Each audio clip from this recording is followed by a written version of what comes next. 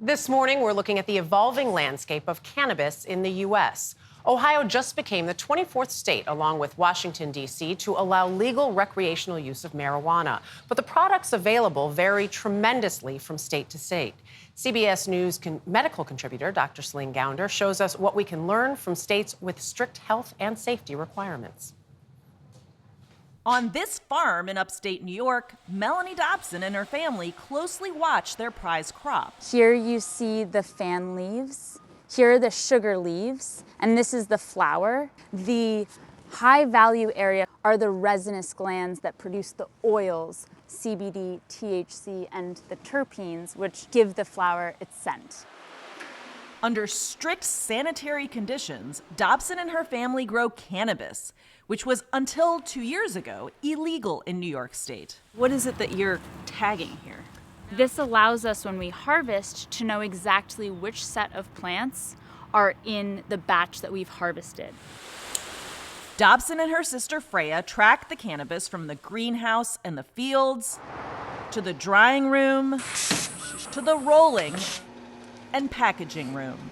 2 years ago, the sisters were growing cannabis out west when their brother offered them a new opportunity back home. Ben called us and he said, why don't you come back east and work with me? Ben Dobson was in upstate New York, marrying organic farming with hemp production. I needed help building a company and a brand. I was calling since from April when we got the license, like, when are you gonna come back? Cannabis farming is in the Dobson family's blood. Their father, Ted, grew hemp and cannabis while the siblings were growing up, before there were any legal growers. What makes the cannabis from licensed, regulated growers like Hudson Cannabis different from what you get from illegal growers in shops is all the measures taken to standardize potency and minimize contaminants. They're looking at different bacteria and fungi. They're also looking at other toxins, including pesticides and heavy metals.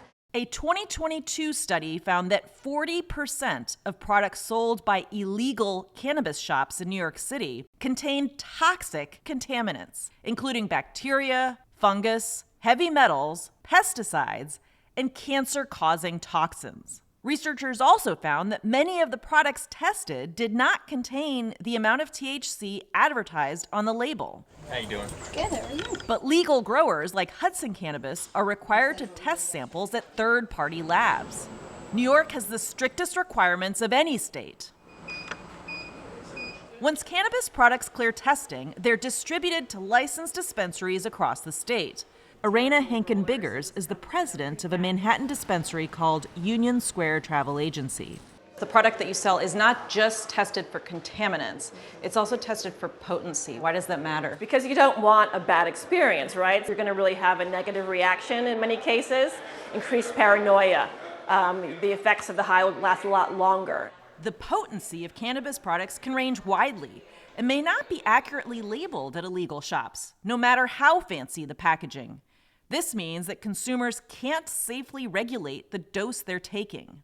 How is a consumer supposed to know if a dispensary is a licensed, legal one or not? They're a blue sticker with a square QR code, and you can scan it and ensure that space is a licensed space. Why do you specifically choose to go to a licensed dispensary rather than any place else? Quality control. I'm one of the baby boomers who grew up partaking in cannabis when it was not legal.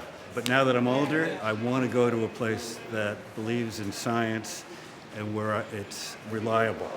But legal cannabis often costs more because of licensing fees, taxes, and the cost of testing. One batch of cannabis for us costs about $4,500 in testing. There's a really slim margin to capture in a very competitive landscape. Right. And the illicit market doesn't have to pay those licensing fees or the taxes or for testing. Yeah. And they don't pay the IRS. And ultimately, it hurts the customer who doesn't necessarily know better. Illegal shops can outnumber legal dispensaries by a lot. So, for instance, here in New York City, there are 13 legal licensed dispensaries and an estimated 2,000 plus illegal shops.